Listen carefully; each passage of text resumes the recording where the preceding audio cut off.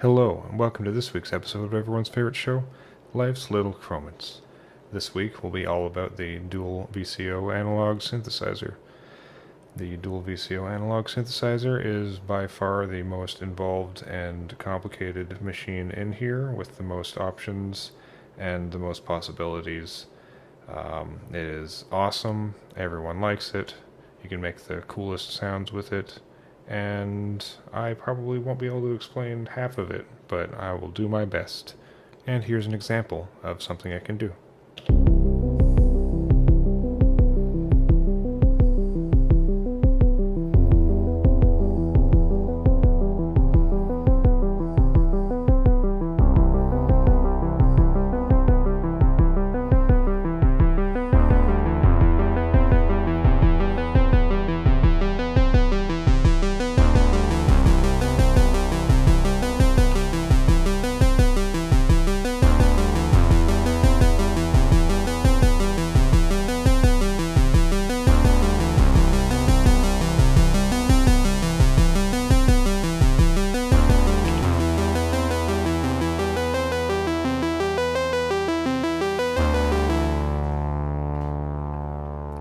Pretty cool. I made that up myself. Just kidding. Please don't sue me. Alright, so the dual VCO mainly works as getting two oscillators and combining them in many different ways. So we'll just go over the parameters here and what they cover just before getting into anything else. The tune knob basically tunes the first oscillator. It's like the main one, and the second parameter here, detune, changes the tuning relative to the first oscillator for the second oscillator. So you basically want to tune the first one like you would anything else if you want to play it melodically so that it doesn't sound sour. So that's how you make things mostly anchored to the note that you want. I say mostly because with some of the options you get into here, sometimes it doesn't matter how much tuning you have, it's not going to sound tuned, but it might sound awesome. And then we have two decay here because we got two oscillators. So obviously those are the decay controls for oscillator 1 and 2. So you can have the first oscillator fade out quick and the second one go on forever, or the opposite way, or whatever you want. And then down here is, we'll get into it in more depth, but this is how you go through the many options of oscillator configuration setups. 79 options in total. It's slightly less intimidating than it seems at first, but it is still a lot. But I will explain that after I'm done. Bend will bend the notes either down or up towards the tuned note when you press it. And balance controls how much of each oscillator you hear. So fully negative here will hear oscillator 1, fully positive will hear oscillator 2, and then you can blend how much you want to hear both of them together. Overdrive is overdrive. So to start pressing notes, we'll go through the config here. I'll just kind of be going through things as I go. This will probably be a longer video. There's really no way to make this a short video, but that's probably for the best. So go through the main options here. The plus means that it's basically just combining two oscillators, just basically playing them over top of each other. So that's what those options are as you go through them. Then when it changes to R, that's ring mod. So ring modulation works basically, in my crappy understanding of it, by basically getting two oscillators and both adding them together and subtracting one from each other, and playing the outputs of both of those together. So you would have, if oscillator A and oscillator B, add oscillator A and oscillator B together, and then there's that output, and then you take oscillator A and subtract oscillator B from it, and then there's that output, and then you play them together, and those two mulched up sounds are what you end up with.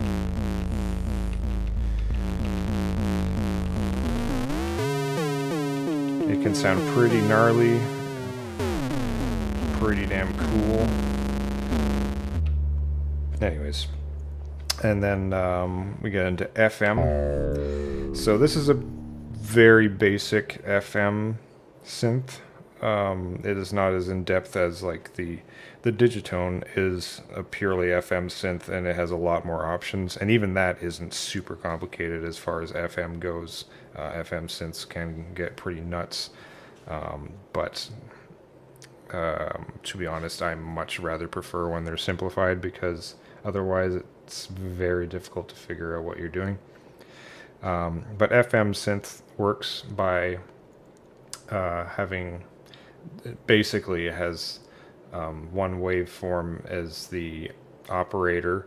It's basically just an oscillator, and then it gets modulated by a another waveform, which I've forgotten the name of. It might be a modulator. It's probably a modulator.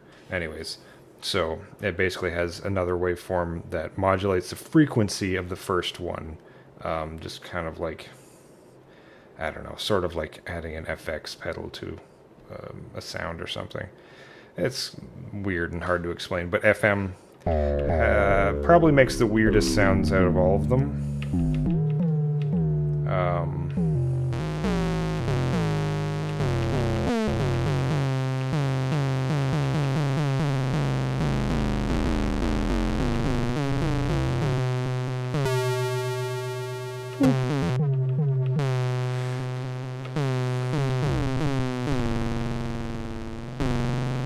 I say that and then I'm incapable of making weird sounds right now.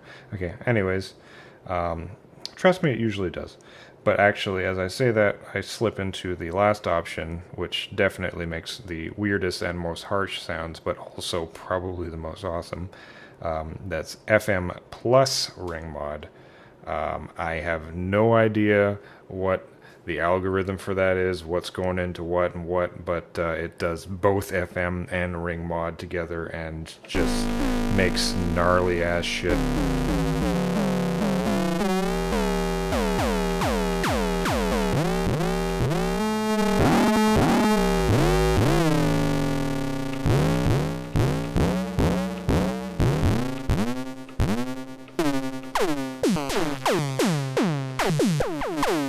Anyways, it's pretty cool. Just to continue explaining the boring stuff here, if you're still watching, thank you. The options here, so where it seems like there's 1,000 options, it's basically, so the first waveform, oscillator 1, has two options. It's either sine, so it's the top one, sine, or you get through it, eventually it goes into, it's called sine saw, I think. So it's basically like a sine wave, but it's sharp like a saw, so it's more harsh. We'll set it all the way to oscillator 1.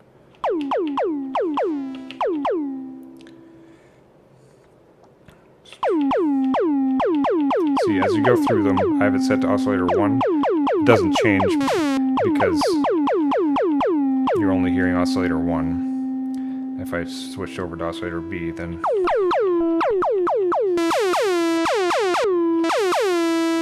you would hear it changing to that one. And then you combine them.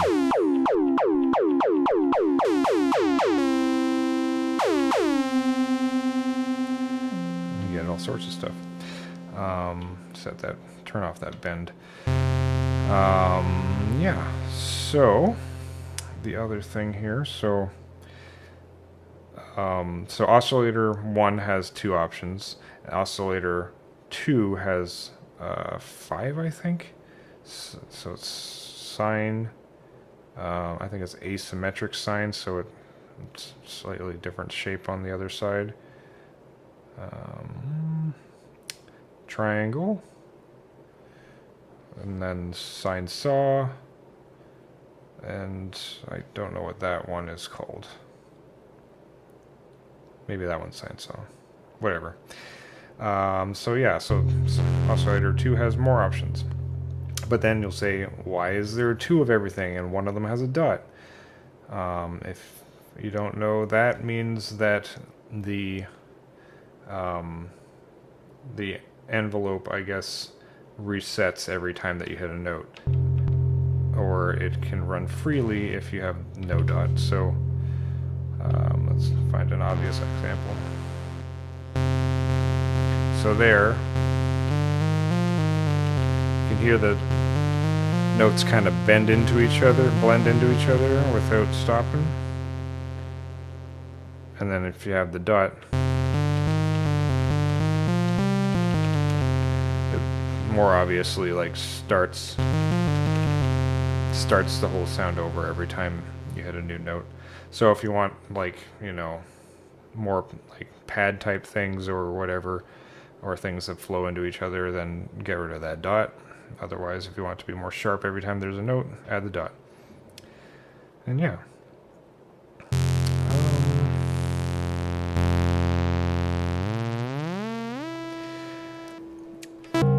I don't really know where to go with this because it's so in depth, but like I can make sounds with this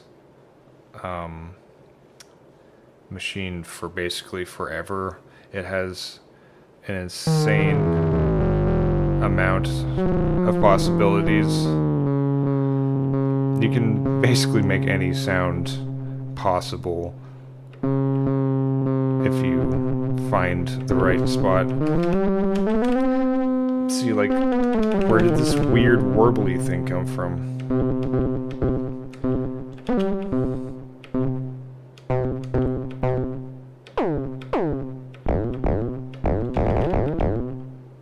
Weird.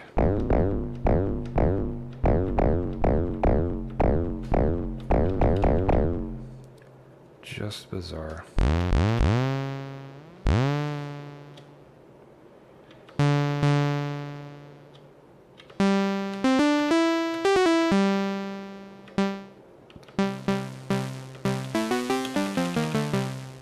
So with ring mod, since it does that whole thing where it has the output of addition and subtraction of the two waves, I think the balance here has, if you have it all the way on the right, it seems to be just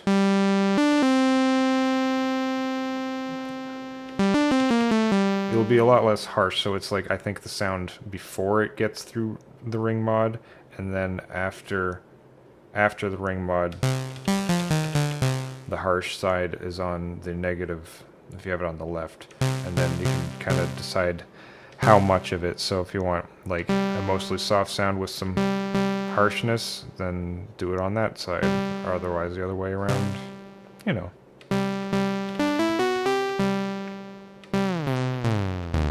But what I was saying is that even when you have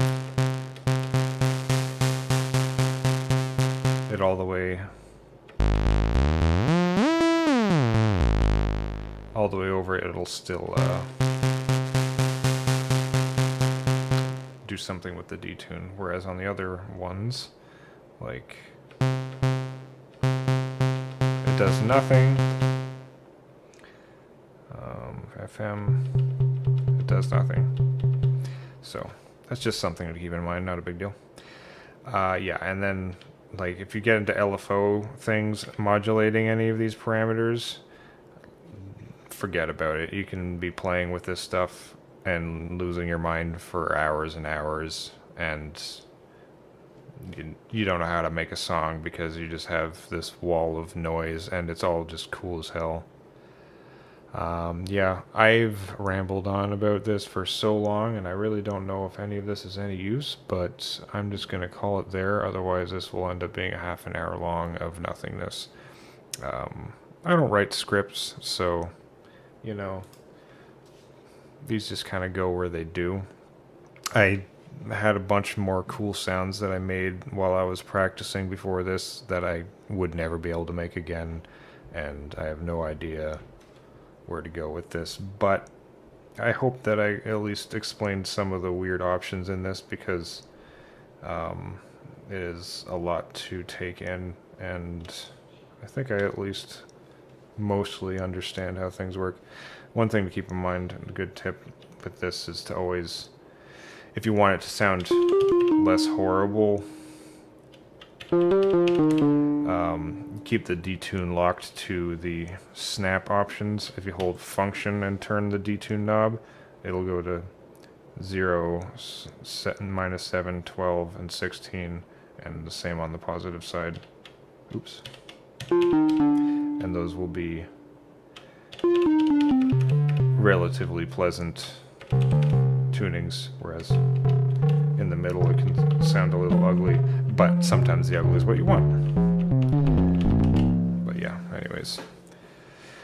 Yeah, if you've been watching this far, thank you very much for listening, because, yeah, I am going to stop talking now. Cheers. Thanks for watching. Have a good one. Enjoy synthing and whatnot, or watching videos of synths, whatever it is that you like to do. And I don't know why this is here, but yeah, I'm tired. Good night.